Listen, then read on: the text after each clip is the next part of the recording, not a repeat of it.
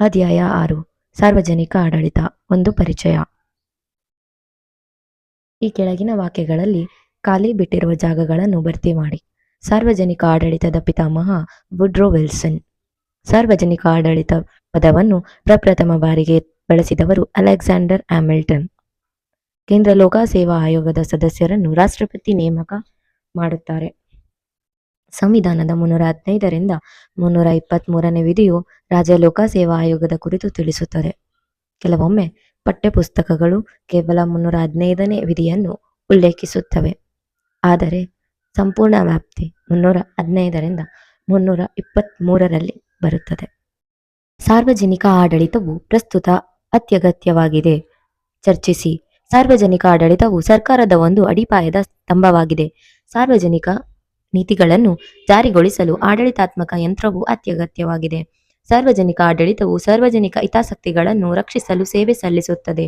ಶಾಂತಿ ಮತ್ತು ಸುವ್ಯವಸ್ಥೆಯನ್ನು ಕಾಪಾಡುವುದು, ಜೀವ ಮತ್ತು ಆಸ್ತಿ ರಕ್ಷಣೆ, ಶಿಕ್ಷಣ, ಉದ್ಯೋಗಾವಕಾಶ ಸೃಷ್ಟಿ, ಅಗತ್ಯ ವಸ್ತುಗಳ ಪೂರೈಕೆ, ದೇಶದ ರಕ್ಷಣೆ ಮತ್ತು ಆರ್ಥಿಕ ಸಮಾನತೆ ಸೇರಿದಂತೆ ಹಲವಾರು ಸೇವೆಗಳನ್ನು ಇದು ಒಳಗೊಂಡಿದೆ. ಇದು ಕಾನೂನು ಮತ್ತು ನೀತಿಗಳನ್ನು ಜಾರಿಗೊಳಿಸುತ್ತದೆ, ಸಮಾಜದಲ್ಲಿ ಜನರ ಚಟುವಟಿಕೆಗಳನ್ನು ನಿಯಂತ್ರಿಸುತ್ತದೆ ಮತ್ತು ಕಾನೂನು ಸುವ್ಯವಸ್ಥೆಯನ್ನು ಕಾಪಾಡುತ್ತದೆ. ಸಾರ್ವಜನಿಕ ಆಡಳಿತವು ಸಾಮಾಜಿಕ ಭದ್ರತೆಯನ್ನು ಬಲಪಡಿಸುತ್ತದೆ. ಸಮಾಜದ ದುರ್ಬಲ ವರ್ಗದವರ ಕಲ್ಯಾಣ ಮತ್ತು ಅಭಿವೃದ್ಧಿಯ ಜವಾಬ್ದಾರಿಯನ್ನು ಇದು ಹೊರತುಪಡಿಸುತ್ತದೆ. ಸಾರ್ವಜನಿಕ ಆಡಳಿತವು ಶಾಸಕಾಂಗ ಮತ್ತು ಕಾರ್ಯಾಂಗಕ್ಕೆ ಸಹಾಯ ಮಾಡುತ್ತದೆ. ಶಾಸಕಾಂಗವು ರೂಪಿಸುವ ಕಾನೂನುಗಳ ಮತ್ತು ಕಾರ್ಯಾಂಗವು ರೂಪಿಸುವ ಸಾರ್ವಜನಿಕ ನೀತಿ ಯೋಜನೆಗಳನ್ನು ನಿಷ್ಠೆಯಿಂದ ಜಾರಿಗೊಳಿಸುತ್ತದೆ. ನಿರೂಪಣೆಗೆ ಅಗತ್ಯವಿರುವ ಅಂಕಿಅಂಶಗಳು ಮತ್ತು ಮಾಹಿತಿಯನ್ನು ಒದಗಿಸುವ ಮೂಲಕ ನೀತಿ ರೂಪಿಸುವ ಪ್ರಕ್ರಿಯೆಯಲ್ಲೂ ಪ್ರಮುಖ ಪಾತ್ರ ವಹಿಸುತ್ತದೆ. ನಿಯೋಜಿತ ಶಾಸನಗಳ ರಚನೆಗೂ ಇದು ನೆರವಾಗುತ್ತದೆ. ಸಾರ್ವಜನಿಕ ಆಡಳಿತವು ವ್ಯಕ್ತಿಯ ಜನನದಿಂದ ಮರಣದವರೆಗೆ ಅಗತ್ಯವಾದ ಸೇವೆಗಳನ್ನು ಒದಗಿಸುತ್ತದೆ. ಸಮರ್ಥಿಸಿ. ಸಾರ್ವಜನಿಕ ಆಡಳಿತವು ಒಬ್ಬ ವ್ಯಕ್ತಿಯ ಜನನದಿಂದ ಮರಣದವರೆಗೆ ಅಸಂಖ್ಯಾತ ಅಗತ್ಯ ಸೇವೆಗಳನ್ನು ಒದಗಿಸುತ್ತದೆ. ಇದನ್ನು ಈ ಕೆಳಗಿನ ಅಂಶಗಳಿಂದ ಸಮರ್ಥಿಸಬಹುದು. ಜನನ. ಮಗು ಜನಿಸಿದ ತಕ್ಷಣ ಅದರ ಜನನ ನೋಂದಣಿ ಸಾರ್ವಜನಿಕ ಆಡಳಿತ ಅಡಿಯಲ್ಲಿ ನಡೆಯುತ್ತದೆ. ಇದು ಮಗುವಿಗೆ ಕಾನೂನುಬದ್ಧ ಗುರುತನ್ನು ನೀಡುತ್ತದೆ.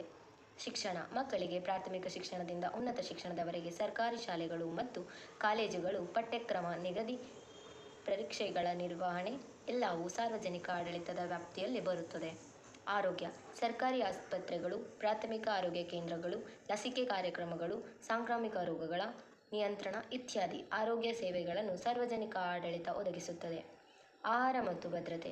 ಪಡಿತರ ವ್ಯವಸ್ಥೆ, ಆಹಾರ ಧಾನ್ಯಗಳ ವಿತರಣೆ, ಕಾನೂನು ಸುವ್ಯವಸ್ಥೆ ಕಾಪಾಡುವುದು, ನ್ಯಾಯ ಒದಗಿಸುವುದು ಇವೆಲ್ಲವೂ ವ್ಯಕ್ತಿಯ ದೈನಂದಿನ ಜೀವನಕ್ಕೆ ಅವಶ್ಯಕ.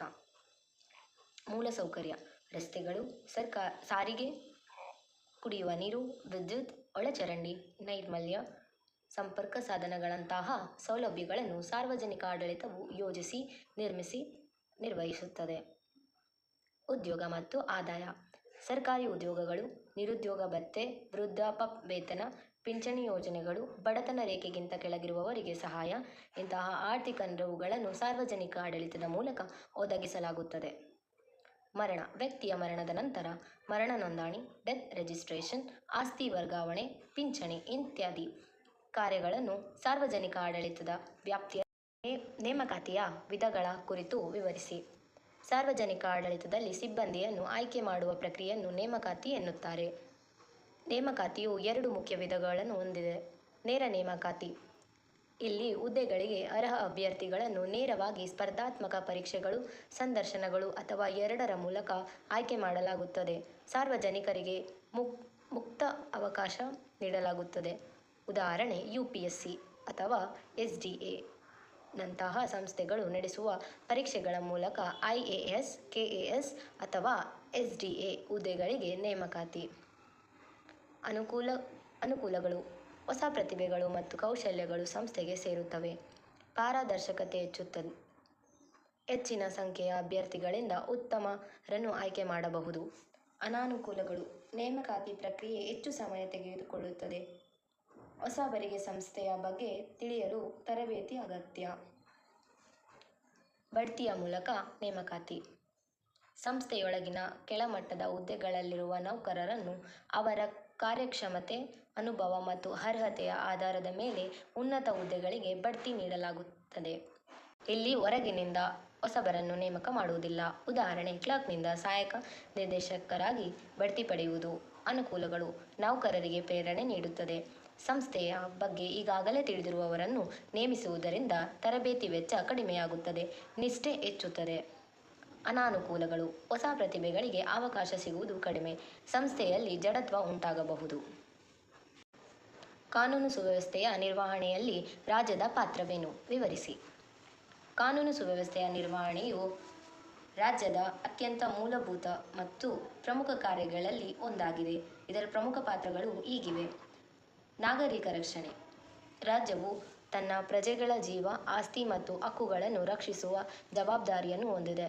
ಕಾನೂನು ಸುವ್ಯವಸ್ಥೆ ಇಲ್ಲದಿದ್ದರೆ ನಾಗರಿಕರು ಸುರಕ್ಷಿತವಾಗಿ ಬದುಕಲು ಸಾಧ್ಯವಿಲ್ಲ. ಕಾನೂನುಗಳನ್ನು ಜಾರಿಗೊಳಿಸುವುದು: ರಾಜ್ಯವು ರೂಪಿಸಿದ ಕಾನೂನುಗಳನ್ನು ಜಾರಿಗೊಳಿಸಲು ಪೊಲೀಸ್ ಇಲಾಖೆ, ನ್ಯಾಯಾಂಗ ವ್ಯವಸ್ಥೆ ಮತ್ತು ಇತರ ಭದ್ರತೆ ಸಂಸ್ಥೆಗಳನ್ನು ಬಳಸುತ್ತದೆ. ಅಪರಾಧಿಗಳನ್ನು ಶಿಕ್ಷಿಸಿ ನ್ಯಾಯ ಒದಗಿಸುವ ಕೆಲಸ ಮಾಡುತ್ತದೆ. ಅಪರಾಧ ನಿಯಂತ್ರಣ ಮತ್ತು ತಡೆಗಟ್ಟುವಿಕೆ: ಪೊಲೀಸ್ ಇಲಾಖೆಯು ಅಪರಾಧಗಳನ್ನು ತಡೆಗಟ್ಟಲು ಗಸ್ತು ತಿರುಗುವುದು, ತನಿಖೆ ನಡೆಸುವುದು ಮತ್ತು ಅಪರಾಧಿಗಳನ್ನು ಬಂಧಿಸುವಂತಹ ಕಾರ್ಯಗಳನ್ನು ಮಾಡುತ್ತದೆ. ಇದು ಸಮಾಜದಲ್ಲಿ ಅಪರಾಧ ದರವನ್ನು ಕಡಿಮೆ ಮಾಡಲು ಸಹಾಯ ಮಾಡುತ್ತದೆ. ಶಾಂತಿ ಮತ್ತು ಸ್ಥಿರತೆ ಕಾಪಾಡುವುದು: ಸಮಾಜದಲ್ಲಿ ಯಾವುದೇ ಗಲಭೆ, ಅಶಾಂತಿ ಉಂಟಾಗದಂತೆ ರಾಜ್ಯವು ನೋಡಿಕೊಳ್ಳುತ್ತದೆ. ಸಮಾಜದಲ್ಲಿ ಶಾಂತಿ ಮತ್ತು ಸ್ಥಿರತೆ ಇದ್ದಾಗ ಮಾತ್ರ ಆರ್ಥಿಕ ಅಭಿವೃದ್ಧಿ ಮತ್ತು ಸಾಮಾಜಿಕ ಪ್ರಗತಿ ಸಾಧ್ಯ. ಸಾರ್ವಜನಿಕ ಭದ್ರತೆ: ಭಯೋತ್ಪಾದನೆ, ಆಂತರಿಕ ದಂಗೆಗಳು ಮತ್ತು ಬೆದರಿಕೆಗಳಿಂದ ದೇಶವನ್ನು ರಕ್ಷಿಸುವುದು ರಾಜ್ಯದ ಕರ್ತವ್ಯವಾಗಿದೆ. ನ್ಯಾಯಾಲಯಗಳ ಮೂಲಕ ನ್ಯಾಯ ಒದಗಿಸುವುದು, ಕಾನೂನು ಉಲ್ಲಂಘಿಸಿದವರಿಗೆ ಶಿಕ್ಷೆ ನೀಡುವುದು ಮತ್ತು ನಾಗರಿಕರ ನಡುವಿನ ವಿವಾದಗಳನ್ನು ಪರಿಹರಿಸುವುದು ನ್ಯಾಯಾಂಗದ ಮೂಲಕ ನಡೆಯುತ್ತದೆ.